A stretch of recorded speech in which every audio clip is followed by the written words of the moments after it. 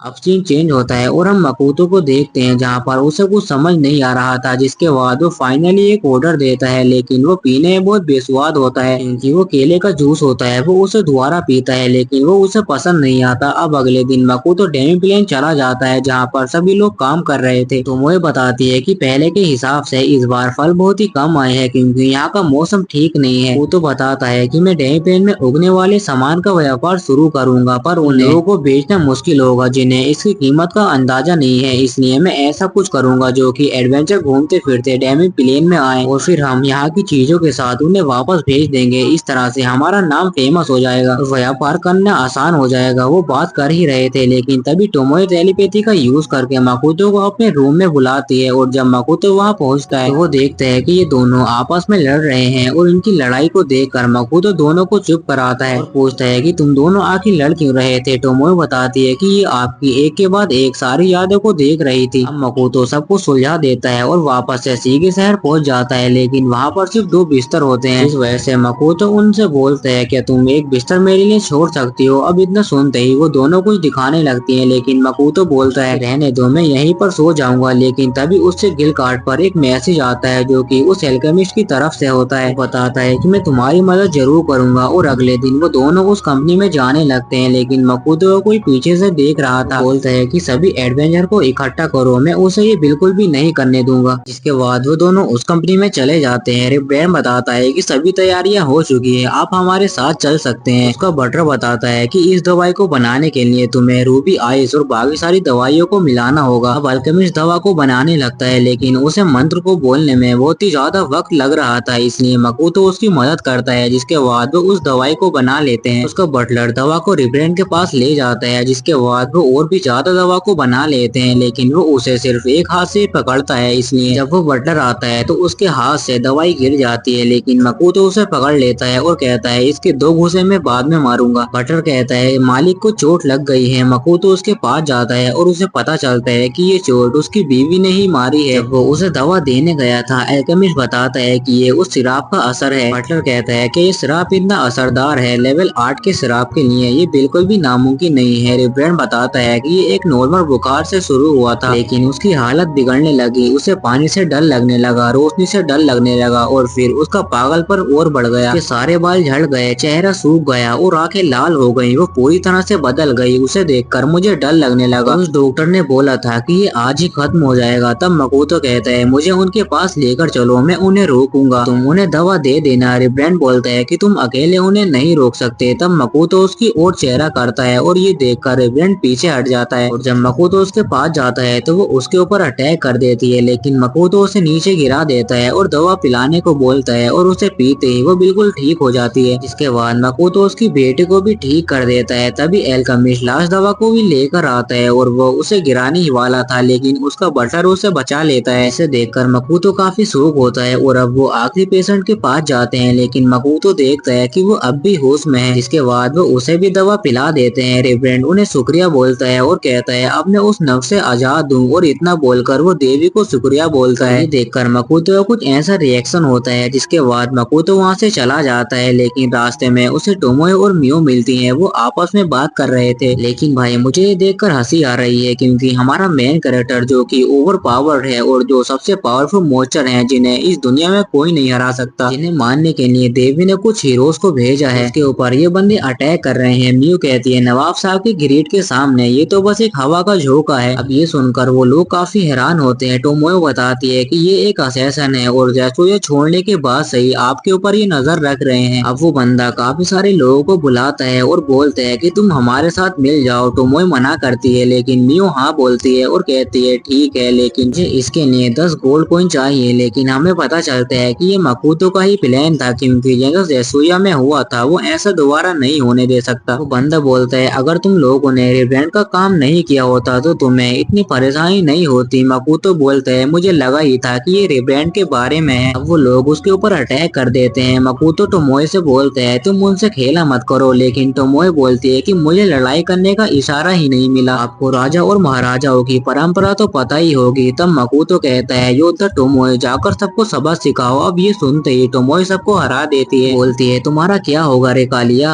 अब ये सुनकर वो बंदा मैजिक का यूज करता है और वहाँ से भागने की कोशिश करता है, लेकिन मकोतो उसे रोक देता है। अब ये देखकर वो बंदा अपनी स्वॉर्ड निकालता है और बोलता है कि मेरा नाम लाइम है और मैं सीगे शहर का नंबर 1 एडवेंचर हूँ। टोमोए उसे भी हरा देती है। अब वो उसे मारने ही वाली थी, लेकिन तभी उसे उसकी यादें दिखने लगती हैं। वो उसे छोड़ देते हैं और बोलते हैं कि तुमने उन्हें इतना खतरनाक शराब क्यों दिया। लाइम बताता है कि मैंने तो बस उन्हें नींद वाला शराब दिया था। टोमोए बोलती है झूठ मत बोलो, तुम्हें उन्हें मारने वाला शराब दिया था। वो उन्हें पूरी बात बताता है। इसकी शुरुआत 2 मंथ पहले उसकी फेवरेट जगह पर हुई थी। वहाँ पर एक आदमी था जिसने उसे बताया रिब्रेन कंपनी की वजह से अब एडवेंचर के पास ज्यादा काम नहीं बचा, इसलिए वो खतरनाक मिशन को ले रहे हैं, जिसकी वजह से काफी सारे लोग मारे गए। मैंने सुना कुछ दिन पहले अनाथ आली से भी कुछ एडवेंचर मारे गए हैं। और ये सुनते ही लाइम को गुस्सा आ जाता है। तब वो बताता है कि उसके पास एक सुझाव है, उसके किए की सजा उसके परिवार वालों को देंगे और उन्हें रापिनिन की दवा दी थी और यही उनका प्लान था। वो शराब उन्हें बिल्कुल भी नहीं मारने वाला वाला था। मकोतो उसे जाने देता है लेकिन मियो उसे रोक लेती है और बोलती है तुम्हें याद तो होगा ही। इतना बोलकर वो उसके सारे पैसे ले लेती है और मकोतो से बोलती है कि नवाब साहब मैंने पहली बार पैसे कमाए हैं। इसके बाद लाइम रिवेंट से माफी मांगता है और वो लोग उसे माफ कर देते हैं। जिसके बाद लाइम एक जगह पर बैठा हुआ था लेकिन तभी वहाँ पर टोमोए आती है और बोलती है ये वही अनाथालय है ना जिसे तुम बचाना चाहते थे। लाइम बोलता है कि हाँ लेकिन तुम्हें ये कैसे पता। टोमोए कहती है मैं सब जानती हूँ और क्योंकि मैंने तुम्हारी तलवार तोड़ी है इसलिए तुम इस तलवार को रख सकते हो। उस तलवार को देखकर लाइम काफी खुश होता है। टोमोए बताती है कि ये कटाना है और उसे किसी एंसर डोफ ने बनाया है। वो कहती है कि तुम मेरे लिए काम करोगे। एक जासूस बनकर वो मान जाता है। तब टोमोए उसे काफी सारे गोल्ड कॉइन देती है जिसे देखकर वो काफी हैरान होता है। टोमोए कहती है अगर तुम हमारे लिए वफादार रहोगे तो मैं वादा करती हूँ तुम जिनसे प्यार करते हो वो सब सुरक्षित रहेंगे। अब हम रेवरेंट को देखते हैं जहाँ पर वो दोनों बात कर रहे थे। जहाँ पर रेवरेंट बोलते हैं मकोतो अपनी कंपनी शुरू करने वाला है तो हमें अपनी रणनीति चेंज करनी होगी। हम इतनी ऊंचाई पर ऐसे ही नहीं पहुँचे हैं। और ये सब टोमोए पीछे से सुन रही थी और बोलती है कि ये इतने भी सीधे नहीं है। हो सकता है कि वो विच डॉक्टर रेवरेंट कंपनी का ही शिकार हो। अब हम मकोतो को देखते हैं जहाँ पर वो डेमी प्लेन में चला जाता है। एमा बताती है कि आप तीनों को लेकर एक छोटी सी परेशानी है। हमारे योद्धा आपसे लड़ने के बाद अपना आत्मविश्वास खो रहे हैं। मकोतो कहता है अगर ऐसी बात है तो मैं उनसे खुद मिलना चाहूंगा और क्योंकि और कभी सो रहे हैं इसलिए मकोतो टोमोए को लिजर्ड मैन से बात करने के लिए भेज देता है और मियो को अपने साथ ले जाता है। वो अपनी मैजिक का यूज करके उनकी बातों को सुनने लगता है और कहते हैं कि आज दोपहर के बाद हमारी नवाब साहब के साथ ट्रेनिंग है। मियो और टोमोए को नुकसान पहुंचाना तो नामुमकिन है लेकिन फिर भी हम कोशिश करें तो वो अटैक करने का मौका देती हैं। लेकिन नवाब साहब अपने एरो का यूज करके उसे दूर से ही हरा देते हैं और अगर हम उनके फायर एरो से बच भी जाएं तो वो अपने फायर मैजिक का यूज करके हमें आसानी से हरा देते हैं। मकोतो बोलता है कि मुझे अपनी पावर्स पर और ज्यादा कंट्रोल करना चाहिए था। तभी मियो उसके पास जाती है और कहती है कि ये चीज तो बहुत ही ज्यादा स्वादिष्ट है। मकोतो बताता है कि ये टमाटर हैं, कच्चे हो या पके ये दोनों ही स्वादिष्ट होते हैं और उन्हें तेल में डुबा कर लंबे समय तक रखा जा सकता है और इसे पकाने के बाद इसका स्वाद और भी ज्यादा बढ़ जाता है। वो टोमोए से पूछता है कि बाकी प्रजातियों का क्या हाल है। टोमोए बताती है कि इनका भी वैसी हाल है। इनकी पावर जितनी होनी चाहिए थी उसकी 10% भी नहीं है। मकोतो बोलता है इन्हें देखकर ऐसा लगता है कि सभी प्रजातियां एक दूसरे से बात नहीं कर रही हैं। सभी प्रजातियां अपने अपने तरीके को अपने तक ही रखना चाहती हैं। मकोतो कहता है अगर ये एक दूसरे की टेक्निक सीख जाएं तो ये और भी ज्यादा पावरफुल बन जाएंगे। अब ये सुनकर टोमोए एक प्लान बताती है। कहती है हमने तुम्हें यहाँ पर इसलिए बुलाया है ताकि तुम्हारी ताकत का अंदाजा लगा सके। यहाँ पर जितने भी ड्राइव्स हैं उन सभी के सबसे पावरफुल योद्धा आपस में फाइट करेंगे। अब उन दोनों के बीच फाइट शुरू हो जाती है और हम देखते हैं कि वो काफी जबरदस्त फाइट कर रहे थे और एक अटैक में ही उस जगह को तोड़ देता है। लिजर्ड मैन काफी ज्यादा पावरफुल तो था लेकिन वो फिर भी उससे हार जाता है। टोमोए कहती है कि तुमने अपनी पूरी पावर के साथ मुकाबला किया लेकिन अब भी बहुत कमजोर हो। जितना मैंने सोचा था तुम उससे भी बहुत ज्यादा कमजोर हो। हमें ताकतवर योद्धा चाहिए ताकि हम उन पर भरोसा कर सकें। वो कहती है कि हमारे साथ फाइट करने से तुम्हारी ताकत का पता नहीं चल रहा था इसलिए आज से हर एक हफ्ते में तुम सब आपस में फाइट करोगे। फाइट के दौरान हम तुम्हारी शक्तियों को देखेंगे और उस हिसाब से सबको एक रैंक दिया जाएगा। लेकिन और कहता है अगर हम ऐसा करेंगे तो हमारी तकनीक सबके सामने आ जाएगी। तुम अभी इतनी पावरफुल नहीं हो जो कि अपनी तकनीक को छुपाए और आने वाले मुकाबले में जो ताकतवर लोग होंगे वो सम्मान के साथ एक योद्धा कहलाए जाएंगे और जिन्हें लगता है कि वो योद्धा नहीं बन सकते वो अपने लिए दूसरा कोई काम ढूंढ सकते हैं। अब मकोतो भी उनसे यही कहता है और बोलता है कि मैं जानता हूँ कि तुम लोग अभी ज्यादा पावरफुल बन सकते हो। टोमोए कहती है सब लोग अपनी ट्रेनिंग जारी रखना क्योंकि कुछ दिनों बाद ही डेमी प्लेन रैंकिंग शुरू हो जाएगी। अब अगले सीन में वो सब सीगे शहर पहुंच जाते हैं जहाँ पर वो फिर से अपना लेवल चेक करते हैं। मियो का लेवल 1500 होता है और टोमोए का सिर्फ 1300 और ये देखकर टोमोए काफी निराश हो जाती है। और यहाँ मकोतो का लेवल सिर्फ 1 होता है। रिसेप्शनिस्ट बताती है कि सभी बड़े लेवल के एडवेंचर रिटायर हो चुके हैं और जो भी एडवेंचर बचे हैं उनका इलाज चल रहा है। मकोतो सोचते है कि इसकी वजह तो हम ही हैं। वो कहती है हम लोग चाहते हैं कि सीगे शहर के नंबर 1 एडवेंचर की जगह पर आप किसी को ट्रेन करें। तब मकोतो कहता है मैं कुछ ऐसे एडवेंचर को जानता हूँ जिनका लेवल 100 से भी ऊपर है। मकोतो टोमोए को उन्हें ट्रेनिंग देने के लिए बोलता है। टोमोए मान जाती है और वो सोचती है कि उनका ये बर्ताव देखकर मैं आसानी से कह सकती हूँ कि टोवो का चेहरा की दुनिया में किसी से जरूर मिलता है इसलिए जितनी जल्दी हो सके मुझे उन्हें स्ट्रॉन्ग बनाना होगा। वो उन्हें काफी खतरनाक ट्रेनिंग देती है, उनके ऊपर कुछ खतरनाक मोस्टर छोड़ देती है लेकिन वो उन्हें नहीं हरा हरा पाते। टोमोए बैरियर बनाकर उन सभी को रोक देती है और बोलती है कि मैंने जो तुम्हें ट्रेनिंग दी थी उसका क्या हुआ, क्या तुमने उससे कुछ भी नहीं सीखा। लेकिन वो कहते हैं हम इतने पावरफुल नहीं है कि हम इन मोस्टर को हरा सके, हम मर जाएंगे। टोमोए कहती है तुम्हारे फाइट करने का तरीका बहुत ही ज्यादा गलत है, इसलिए वो उन्हें फाइट करने का तरीका बताती है। एल्केमिस्ट पानी और मिट्टी को यूज करके एक दलदल बनाएगा और तीरंदाज दूर से उनके ऊपर अटैक करेगी और वो दलदल के अंदर पावर कम करने वाली दवा मिला देते हैं, जिसके बाद टोमोए उन सभी को खोल देती है। लेकिन जहर की वजह से वो मोस्टर काफी कमजोर हो जाते हैं। वो लड़की उन्हें काफी आसानी से मार देती है और टोआ और डोफ उनके ऊपर सामने से अटैक करते हैं। लेकिन एल्केमिस्ट कहता है कि वो अब भी बड़े मंत्र को नहीं बोल सकता। वो कहती है सिर्फ सांस रोकने वाला मैजिक भी काफी असरदार रहेगा और इस तरीके का यूज करके वो अकेले ही काफी सारे मोस्टर को मार देते हैं। वो कहती है कि अगली बार तुम अकेले ही इस तरह से मोस्टर को हराओगे। वो बताती है कि इस जंगल में कुछ 100 बंदर हैं, तुम्हारे पास सिर्फ आज की रात है अपना प्लान बनाने के लिए। और ये देखकर वो लोग काफी शौक होते हैं और बोलते हैं कि हम ये नहीं कर पाएंगे। अगले सीन में टोमोए एडवेंचर गिल्ड जाती है, जहाँ पर वो रिसेप्शनिस्ट को बताती है कि उसने टोआ की टीम को शैडो टेल की गुफा में भेजा है। ये सुनकर रिसेप्शनिस्ट काफी डर जाती है और बोलती है कि ये आपने क्या किया। लेवल 100 के एडवेंचर उनमें से सिर्फ एक को भी काफी मुश्किल से हरा पाते हैं, और जिस जंगल में आपने उन्हें भेजा है वहाँ के मोस्टर तो और भी ज्यादा पावरफुल होते हैं। वहाँ पर काफी सारे एडवेंचर गायब हो गए हैं, वो लोग मर जाएंगे। लेकिन हम देखते हैं कि टोआ की टीम उन सभी को हरा देती है। ये देखकर रिसेप्शनिस्ट काफी हैरान होती है। अब अगले सीन में मकोतो मियो से बोलते हैं क्या तुम एम्ब्रोसिया के फूल ढूंढ कर ला सकती हो, क्योंकि ये बहुत ही काम की चीज है और हम इसे अपनी दुकान की सबसे रेयर चीज बना सकते हैं। वो बताता है कि रूबी मोस्टर इस जंगल में पाए जाते हैं और वो खाने में उसी फूल का रस पीते हैं, इसलिए तुम्हें वो फूल इसी जंगल में मिल जाएंगे। अब अगले दिन मकोतो रिब्रेंड के पास जाता है और कुछ दुकान को किराए पर मांगता है। रिब्रेंड हाँ बोलता है और अपने बटर को दुकान खोलने के लिए भेज देता है। कहता है आपको कुछ और तो नहीं चाहिए। मकोतो सोचता है इसने तो मेरा दिमाग पढ़ लिया। मकोतो बोलता है अगर हमने बिजनेस खोला तो हमें किंगडम को सूचना देनी पड़ेगी और किंगडम को सूचना मिलने पर वो आपकी जासूसी करेंगे। ये बात मकोतो को रिसेप्शनिस्ट ने बताई थी और इसी वजह से वो दुकान किराए पर ले रहा है। ब्रेंड बताता है कि सिटी में एक जगह है जहाँ पर आप अपनी पसंद की दुकान लगा सकते हैं। ये सुनकर मकोतो काफी खुश होता है और उसे शुक्रिया बोलता है, जिसके बाद सीन चेंज होता है और हम मियो को देखते हैं जहाँ पर वो उस जंगल में चली जाती है। अभी हम कुछ एडवेंचर को देखते हैं जिनके ऊपर कुछ लोग नजर रखे हुए थे। कहते हैं इन्हें देवी ने भेजा है और ये देवी के बहुत खास हैं। वो उन्हें बेहोश कर देते हैं और बोलते हैं कि इंसान चोर होते हैं। अब सीन चेंज होता है और हम मकोतो को देखते हैं जहाँ पर वो अपनी कंपनी शुरू होने के लिए एक पार्टी का आयोजन करता है। अब टोमोए मियो को अपने साथ ले जाती है, तभी उसके पास एक एलके आती है जिसका नाम अकीना है। वो कहती है कि अब मैं बहुत ज्यादा देर तक इंसानी रूप में ट्रांसफॉर्म हो सकती हूँ। मकोतो काफी खुश होता है और बोलता है कि क्या तुम्हें एम्ब्रोसिया के फूल मिले। अकीना उसे एक किताब देती है और बोलती है कि इस किताब के अंदर उन फूलों के बारे में सारी जानकारी है। वो कहती है हम उसे लाना तो चाहते थे लेकिन जंगल में कोई है जो कि उनकी रखवाली कर रहा है। मकोतो कहता है कि कोई बात नहीं, हम उसे बाद में ले आएंगे। वो बताती है कि उसके सारे दोस्त अलग अलग काम को कर रहे हैं। अब बल्कि वहाँ से चली जाती है और वहाँ पर एक लिजर्डमैन आता है। वो कहता है फाइट को लड़ने के बाद मैं और भी ज्यादा पावरफुल हो गया हूँ और मैंने उस और को भी हरा दिया है। अब ये सुनकर मकोतो काफी खुश होता है और बोलता है कि हमने जो फैसला लिया था वो बिल्कुल ठीक था। लिजर्डमैन कहता है टोमोए भी मुझे ट्रेनिंग दे रही है। शाम को पार्टी करते वक्त वो लोग काफी बातें करते हैं और मकोतो बोलते हैं कि यहाँ पर आने के बाद से आज तक तुम बाहर की दुनिया में नहीं गए हो, क्या तुम बाहर की दुनिया में घूमना चाहते हो। डोफ मना करता है और कहता है कि इस सुंदर दुनिया को छोड़कर मैं वहाँ पर नहीं जा सकता। यहाँ पर रहकर हम आपके लिए शोर भी बनाते हैं, लेकिन एक बात है कि बाहर की दुनिया के लोग कैसे हथियार का यूज करते हैं। मकोतो बोलते हैं अगर ऐसी बात है तो क्या तुम सीधे चलकर हमारी दुकान चलाना चाहोगे। वो कहते हैं कि ये बात तो सबको पता है कि डोफ हमेशा से ही काफी अच्छी सूट बनाते हैं, इसलिए मुझे यकीन है कि वहाँ के लोग हमसे सूट जरूर बनवाएंगे। ये सुनकर डोफ मान जाता है, जिसके बाद मकोतो के पास एक और गाता है और बताता है कि उसे टोमोए ने एडवेंचर को यहाँ लाने का काम दिया है। अगले सीन में हम मियो को देखते हैं। वो कहती है कि मुझे नवाब साहब से एम्ब्रोसिया के फूल के बारे में बात करनी थी जो कि उन फूलों की रखवाली कर रहे हैं। जरूर वही होंगे, वो बताने ही वाली थी, लेकिन तभी टोमोए को एहसास होता है कि उसे मकोतो की एनर्जी नहीं मिल रही। वो दोनों अचानक से ही चौंक जाते हैं। टोमोए कहती है कि मैं उन्हें दोबारा महसूस कर पा रही हूँ, हमें वहाँ जल्दी पहुँचना होगा। हम मकोतो को देखते हैं जहाँ पर वो आर्चरी की प्रैक्टिस कर रहा था। तभी वहाँ पर मियो आती है और भागते हुए उसके गले लगती है। जब टोमोए उसके पास आती है तो मकोतो हैरान होता है और बोलता है कि हम पर किसी ने अटैक किया है। टोमोए मना करती है और पूछती है कि क्या आप हमेशा से ही इस तरह से प्रैक्टिस करते हैं। मकोतो हाँ बोलता है और कहता है इसमें क्या बड़ी बात है। टोमोए बताती है कि ये मजाक का टाइम नहीं है। टोमोए बताती है कि आपको पता है कि आप बहुत बार मर चुके हैं। मकोतो हैरान होता है और उसे कुछ समझ नहीं आता। टोमोए पूछती है कि आप मुझे बता सकते हैं कि आप किस तरह से प्रैक्टिस करते हैं। वो कहता है कि मैं खड़े होकर तीर चलाता हूँ और ध्यान लगाने के लिए मैं जमीन पर बैठ जाता हूँ। वो कहती है जब आप ध्यान लगाने के लिए जमीन पर बैठते हैं तो आपकी चेतना निशाने तक पहुँचती है और फिर वापस आ जाती है। मकोतो हाँ बोलता है और ये सुनकर मियो काफी रोने लगती है और कहती है कि लोग अपनी चेतना सिर्फ तभी छोड़ पाते हैं जब वो मर जाते हैं। आप जो कर रहे थे वो एक आत्महत्या थी। मकोतो बोलता है लेकिन मैं तो बिल्कुल ठीक हूँ, इसलिए घबराने की कोई बात नहीं। टोमोए कहती है कि उसमें घबराने वाली बात तो ये है कि आपकी मैजिक पावर्स और भी ज्यादा बढ़ रही हैं और आमतौर पर सभी मैजिशियन की एक सीमा होती है कि मैजिक पावर किसी भी ट्रेनिंग से नहीं बढ़ सकती, लेकिन तुम्हारी शक्ति तो रुकने का नाम ही नहीं ले रही है। मकोतो रिंग को देखता है क्योंकि मैजिक से पूरी तरह भर जाती है। टोमोए कहती है तुम्हारा ध्यान लगाने मरने जैसा है, वापस जिंदा होना आपकी बढ़ती हुई मैजिक पावर की वजह हो सकती है। मकोतो कहता है मैंने तो सिर्फ एक तीर चलाया था, अब मैं वो भी नहीं कर सकता। टोमोए कहती है तुम्हारी मैजिक पावर्स का लेवल लगभग देवी के बराबर हो गया है, क्योंकि डेमी प्लेन तुम्हारी और मेरी मैजिक पावर्स की वजह से बना है, इसलिए डेमी प्लेन भी बढ़ रहा है। अगर ये बात देवी को पता चली तो हो सकता है कि वो आपकी जान ले लें, इसलिए अभी हमें आपकी मैजिक पावर्स को रोकना होगा। इसके लिए हमें जल्दी डोव से रिंग बनवानी होगी। अब मकोतो के जाने के बाद टोमोए काफी हैरान होती है और बोलती है इसे पता था जिसे मैंने अपना मालिक बनाया था उसकी पावर्स गोड के लेवल की हो जाएंगी। अब अगले दिन मकोतो सीगे शहर पहुंच जाता है, जहाँ पर उसे पता चलता है कि उसके चेहरे का मजाक क्यों उड़ाया जाता है। उसका चेहरा डेमी ह्यूमन की तरह दिखता है। अभी वहाँ पर एक लड़की आती है और उसे पकड़ लेती है। वो बोलती है आप तो बहुत अच्छे इंसान हैं, मैं आपकी सारी थकावट दूर कर दूंगी क्योंकि आप एक अच्छे इंसान हैं, इसलिए मेरे पास आपके लिए कुछ खास है। मकोतो मानने ही वाला था, लेकिन तभी मियो और टोमोए आकर उसे वहाँ से ले जाती हैं और लाकर बेड पर फेंक देती हैं। मियो जाला बनाकर भागने के सारे रास्ते बंद कर देती हैं और उसे पकड़ लेते हैं और अपने कपड़े उतार कर उसके साथ वो करने लगते हैं, लेकिन तभी मकोतो अपने मैजिक का यूज करके वहाँ से भाग जाता है। वो डोव के पास जाता है और नए कवच को पहन लेता है। तभी वहाँ पर मियो आती है और बोलती है मुझे आपसे कुछ बात करनी है। मकोतो से माफी मांगती है। मकोतो उसे माफ कर देता है और बोलता है कि मैंने सुना है कि एम्ब्रोसिया के फूलों की कोई देखभाल कर रहा है, हमें उनसे सौदा करना चाहिए। जिसके बाद वो दोनों उस जंगल में चले जाते हैं, लेकिन उनका कोई पीछा कर रहा था, इसलिए मियो अपना जाल बनाकर उससे वहीं पर रोक देती है। अब उन्हें एम्ब्रोसिया के फूल भी मिल जाते हैं। वहाँ पर बहुत फिसलन थी, इसलिए मकोतो मियो को अपना हाथ पकड़ने को बोलता है और ये सुनकर मियो काफी खुश होती है। अब वो दोनों वहाँ पर वार करने लगते हैं। मियो काफी खुश होती है और बोलती है काश ये वक्त यहीं पर थम जाए, लेकिन तभी वहाँ पर वो लोग आते हैं और उन्हें रोक देते हैं और ये देखकर मियो काफी गुस्सा होती है। मकोतो कहता है हम नुकसान नहीं चाहते, हम बात कर सकते हैं। तभी वहाँ पर वो एडवेंचर आते हैं और बोलते हैं हम यहाँ के सारे फूल ले जाएंगे। अब ये सुनकर वो उनके ऊपर अटैक कर देते हैं। मकोतो वहाँ से भाग रहा था, लेकिन तभी वो उस लड़की को देख लेता है और उसे याद आता है कि वो तो वही लड़की है जो कि उसे कल मिली थी। अब हमें पता चलता है कि वो उस लड़की का पार्ट टाइम काम था। अब उसकी बात सुनकर मकोतो रुक जाता है, लेकिन तभी वो फिर से उनके ऊपर अटैक करते हैं, लेकिन मकोतो अपने मैजिक का यूज करके काफी आसानी से बच जाता है। और यहाँ पर मियो काफी गुस्से में होती है और वो लगातार मरने के बारे में ही सोच रही थी। तो सुनकर मकोतो काफी ज्यादा डर जाता है। मकोतो टेलीपैथी का यूज करके टोमोए से बात करता है और कहता है कि तुम कुछ कर सकती हो। टोमोए मना करती है और बोलती है कि मुझे यहाँ अकेला छोड़कर आप मियो के साथ घूम रहे हैं, इसलिए मैं तुम्हारी मदद नहीं करूंगी। मकोतो बोलता है अगर तुम मेरी मदद करोगी तो मैं तुम्हें राइस और खटाना बनाने की परमिशन दे दूंगा। अब ये सुनकर टोमोए काफी खुश होती है, उसकी मदद के लिए मान जाती है। वो बोलती है कि नवाब साहब आप एडवेंचर के पैरों के नीचे एक स्मोक स्क्रीन बनाइए और इसका फायदा उठाकर मायावी शहर में ले जाएंगे और मियो को शांत करने के लिए उसके पसंदीदा खाने का यूज करेंगे। लेकिन वो तो मैं हूँ। अब वो लोग ऐसा ही करते हैं और उसका खून पीते ही मियो होश में आ जाती है और ये देखकर वो दोनों काफी हैरान होते हैं। वो उनके ऊपर अटैक करने लगते हैं, लेकिन मियो को काले जादू की वजह से उनका अटैक काम ही नहीं करता। अब मकोतो अपने मैजिक का यूज करता है, जिसकी वजह से लोग कुछ देख नहीं पाते और मकोतो उन्हें पकड़ लेता है। अब हम एडवेंचर को देखते हैं, जहाँ पर वो मायावी शहर में पहुंच जाते हैं। मकोतो बताता है कि वो यहाँ पर सिर्फ बात करने के लिए आया था, ना कि फूल चुराने। मकोतो मकोतो हाँ बोलता है और कहता है कि मैं एक व्यापारी हूँ, मैं सामान को खरीदता और बेचता हूँ। जिसके बाद हमें उन दोनों का नाम पता चलता है। इसका नाम एक्वा है और इसका नाम एरिस। ये दोनों मकोतो को अपने गाँव ले जाते हैं और एल्डर से मिलवाते हैं। इसका नाम निल्गी स्टोरिया है और ये इस गाँव का मुखिया है। वो लोग बात करने लगते हैं, लेकिन तभी वहाँ पर उसका बेटा आता है और बोलता है कि तुम एक व्यापारी हो, तो एक व्यापारी इतना पावरफुल कैसे हो सकता है कि उसने एक्वा और एरिस को हरा दिया। उसे मकोतो पर शक होता है, जिसके बाद वो वहाँ से चला जाता है और अब इन लोगों की मीटिंग शुरू होती है। इसके बाद एरिस मकोतो को अपने मास्टर से मिलवाती है और वो दीवार तोड़कर अंदर आता है, अपना इंट्रोडक्शन देता है। उसका नाम मोंडो है और वो मकोतो से हाथ मिलाता है, जिसे देखकर मियू काफी गुस्सा होती है और मोंडो उसके हाथ को पकड़कर सहलाने लगता है और ये देखकर मियू को और भी ज्यादा गुस्सा आ जाता है। उसे एक पंच मारती है और उसका पंच बहुत ही ज्यादा पावरफुल था, जिसे देखकर सभी लोग काफी शॉक होते हैं। हम मोंडो को देखते हैं जहाँ पर वो हंस रहा था। वो बोलता है कि ये दोनों ही आम इंसान नहीं है, इन्हें मुझसे मिलकर अपने ऊपर अफसोस होगा। सीन चेंज होता है और हम मकोतो को देखते हैं जहाँ पर वो मियो को उन दोनों के ऊपर नजर रखने के लिए भेज देता है। ये सुनकर मियो काफी एक्साइटेड होती है और बोलती है कि ये तो एक स्पाई की तरह है, मैंने आपकी यादों में देखा था कि वो लोग लाइट से बचते हैं। अगले सीन में मियो मोंडे के ऊपर नजर रख रही थी। वो महसूस करती है कि उसके चारों ओर एक पावरफुल मैजिक पावर है, जरूर किसी के वश में है। मियो ने गांव के चारों ओर एक जाल बिछाया था जिसके अंदर कुछ फंस जाता है, जो कि निल्गी स्टोरिया का बेटा होता है। हमें पता चलता है कि वो डीमंस के साथ मिला हुआ है और ये बात मियो मकोतो को बता देती है। मकोतो कहता है तुम नेमी प्लेन चली जाओ, टोमोए को यहाँ भेज देना। अब सीन चेंज होता है जहाँ पर वो लोग पार्टी कर रहे थे। तभी हम मोंडो को देखते हैं जहाँ पर उसके अंदर से एक लीच निकल कर आता है और उन्हें मार देता है, जिसे देखकर मकोतो उसके पास जाता है और बोलता है कि तुमने उसे क्यों मारा। लीच बताता है कि मैं अमर हूँ और इतना बोलकर वो मकोतो के ऊपर अटैक करता है, लेकिन हम देखते हैं कि उससे मकोतो को कुछ नहीं होता। मकोतो एक अटैक करता है और उसका अटैक धीरे धीरे लीच को मारने लगता है, लेकिन मकोतो उसे जिंदा छोड़ देता है। तभी वहाँ पर टोमोए आती है, लीच को डेमी प्लेन भेज देती है और ये देखकर वो ओगर काफी हैरान होते हैं और बोलते हैं कि तुम तो बहुत पावरफुल हो, हम तो तुम्हें मारना चाहते थे। ये सुनकर मकोतो काफी शौक होता है। तभी टोमोए निल्गी स्टोरिया के पास जाती है और हमें पता चलता है कि टोमोए ने उन्हें अपना सुरक्षा कवच दिया था। ओगर कहता है कि तुम्हें ये सब कैसे पता। टोमोए कहती है कि मैंने अपना रूप क्या बदल लिया, तुम मुझे पहचानने से इनकार कर रहे हो। सब अपना सर झुकाते हैं। टोमोए बताती है कि ये मेरे मालिक हैं और ये सुनकर सब लोग काफी शौक होते हैं। अब मकोतो डेमी प्लेन वापस चला जाता है, लीच से सवाल पूछता है। वो बताता है कि मैंने ये सब ग्रैंड बनने के लिए किया, क्योंकि ग्रैंड ऊंची रैंक वाले इंसान होते हैं जो कि दुनियाओं के बीच सफर कर सकते हैं। लेकिन टोमोए मना करती है और बोलती है कि ये नामुमकिन है। इतिहास में कुछ इंसानों को इस दुनिया के बारे में पता चला था, वो वहाँ चले गए, लेकिन उन दुनियाओं का अनुभव लेने के बाद वो ज्यादातर लोग वापस आ गए। सिर्फ कुछ ही ऐसे लोग थे जो कि उन्हें अपना घर बना पाए और ये वो लोग हैं जिन्हें हम ग्रैंड कहते हैं। टोमोए कहती है कि तुम ये कह रही हो कि दुनियाओं के बीच सफर किया जा सकता है। टोमोए हाँ बोलती है, लेकिन वो कहती है इसमें जिंदा बचने की उम्मीद बहुत ही ज्यादा कम है। अगर इस दुनिया की देवी भी खुद से बाकी दुनिया के दरवाजे खोल देती है, तब भी सफर होने की संभावना सिर्फ 10% ही है। ये सुनकर लीच काफी उदास होता है और बोलता है इसका मतलब है कि अब तक की मेरी सारी मेहनत एकदम बेकार हो गई। वो कहती है तुम नवाब साहब से कॉन्टेक्ट कर सकते हो और उनके सेवक बन सकते हो। लीच कहते हैं क्या ये हो सकता है, हमें मुझ जैसे की जरूरत है। जिसके बाद वो लोग कॉन्ट्रैक्ट कर लेते हैं और इस दौरान मकोतो ने अपनी बहुत शक्ति कम की थी। वो लीच इंसान में ट्रांसफॉर्म हो जाता है और सच में वो काफी ज्यादा हैंडसम होता है, जिसे देखकर मकोतो काफी हैरान होता है। लेकिन तभी उन्हें उसका नुन्नू दिख जाता है। अब सीन चेंज होता है और हम उन एडवेंचर को देखते हैं जहाँ पर वो चोरी की प्लानिंग कर रहे थे। हम वापस से मकोतो को देखते हैं जहाँ पर वो लोग आपस में बात कर रहे थे, लेकिन तभी अचानक से टोमोए को दर्द होने लगता है और वो बेहोश हो जाती है। तभी बाहर की ओर से एक बहुत ही बड़ा धमाका होता है, तो देखकर मकोतो बाहर की ओर भागता है। लीच कहता है कि मैं हीलिंग मैजिक का यूज कर सकता हूँ। मकोतो कहता है अगर ऐसी बात है तो तुम यहीं से लोगों को ठीक करो। हीलिंग मैजिक का यूज करता है। मकोतो देखता है कि वहाँ पर बहुत लोग मर गए हैं और ये देखकर मकोतो काफी हैरान होता है, लेकिन कुछ लोग बहुत घायल होते हैं, इसलिए वो लीच भी उन्हें ठीक नहीं कर पाता। अब ये देखकर मकोतो अपने काय का यूज करता है, लेकिन उसका कोई फायदा नहीं होता। मकोतो उसके ऊपर एक और काय को बना देता है और ये काम कर जाता है। वो लोग ठीक हो जाते हैं। तभी वो देखता है कि उसकी मैजिक पावर चारों ओर फैली हुई है। वहाँ पर एक बच्ची आती है और उसे एक लॉकेट देती है। मकोतो को याद आता है कि ये तो उसी और का है जिसे एडवेंचर को यहाँ पर लाने का काम दिया था। वो बच्ची बताती है कि छोटी टोमोए और इंसानों के को वहाँ पर रोक रहे थे। मकोतो वहाँ जाता है और देखता है धुन के दरवाजे खुले हुए हैं। वो महसूस करता है कि उस दरवाजे के पार एडवेंचर है और वहाँ पर छोटी टोमोए और ओर्ग है। उसे याद आता है कि मियो ने कहा था कि लोग अपनी चेतना सिर्फ तभी छोड़ पाते हैं जब वो मर जाते हैं, और वो एडवेंचर के पीछे जाता है। लेकिन वहाँ हाथ डालते ही मकोतो के दिमाग में एडवेंचर की यादें गूंजने लगती हैं। वो देखते हैं कि एडवेंचर चोरी कर रहे थे और उन्होंने बच्ची को भी मारा, और जब उन्होंने उसे रोकने की कोशिश की तो उन्होंने उनके ऊपर अटैक कर दिया और मकोतो की रिंग फेंक कर मारी, जिसकी वजह से यहाँ पर इतना बड़ा धमाका हुआ। छोटी टोमोए ने उसे रोकने की कोशिश की लेकिन फिर भी उसे कुछ नहीं हुआ, और ये देखकर मकोतो बहुत हैरान होता है। अब हम एडवेंचर को देखते हैं जहाँ पर वो बिल्कुल ठीक थी, लेकिन तभी वहाँ पर मकोतो आता है और उसके हाव भाव बहुत बदले हुए थे। मकोतो ने मास्क नहीं पहना था, इसलिए उस लड़की को लगता है कि वो एक डेमी ह्यूमन है। मकोतो उसके पास जाता है, जिसे देखकर वो एडवेंचर डर जाती है और मकोतो के ऊपर अटैक कर देती है, लेकिन मकोतो को उससे कुछ नहीं होता और वो उसके हाथ काट देता है और उसे मार देता है। और उसे याद आता है कि उसने पहली बार किसी इंसान को मार रहा है। तभी हम देखते हैं कि मकोतो अचानक से होने लगता है, और ऐसा इसलिए है क्योंकि किसी के मरने पर इंसानों को दुख होता है। अब अगले दिन मकोतो लीच को एक नाम देता है जो सिगी है। तभी मकोतो टोमोए से बोलता है कि जब मायावी शहर में धमाका हुआ था तब मैं एक एडवेंचर की यादें देख पाया था, और दूसरों की यादें देखना तो तुम्हारी पावर्स है। टोमोए कहती है का इस्तेमाल करना एक इत्तेफाक था और इसकी वजह हमारा अटूट रिश्ता भी हो सकता है। अब ये सुनकर मियो काफी गुस्सा होती है और बोलती है कि कौन सा अटूट रिश्ता। टोमोए बताती है कि मैं भरोसे के अटूट रिश्ते की बात कर रही हूँ। सिगी बताता है कि कॉन्ट्रैक्ट के हिसाब से आप जब चाहें अपने नौकर की शक्ति इस्तेमाल कर सकते हैं। अब टोमोए और मियो आपस में ही लड़ने लगती हैं, जिसके बाद मकोतो एमा के पास जाता है और बताता है कि हम डेमी प्लेन के आसपास एक ऐसी दीवार खड़ी करेंगे जिससे एडवेंचर को लगे ये शहर बस यहीं तक सीमित है, और वो लिजर्ड मैन को यहाँ पर नजर रखने के लिए बोलता है ताकि दोबारा कोई गड़बड़ ना हो और सब लोग सुरक्षित रहें। मकोतो एलके से बोलता है कि ये बताओ कि तुम्हारे दोस्त से घाव भर गए हैं। आलके बताती है कि वो पहले से ठीक है और अभी उसका इलाज चल रहा है। वो कहता है कि तुम लोग एडवेंचर बनकर मायावी शहर पर नजर रखोगे और सारी इंफॉर्मेशन इकट्ठा करोगे। अब मकोतो डोव के पास जाता है और उन्हें शहर की मैनेजमेंट करने को बोलता है। उसके पेरेंट्स से मिलने के बाद वो उसके दोस्त के पास जाता है और उससे माफी मांगता है, पर डोव कहता है कि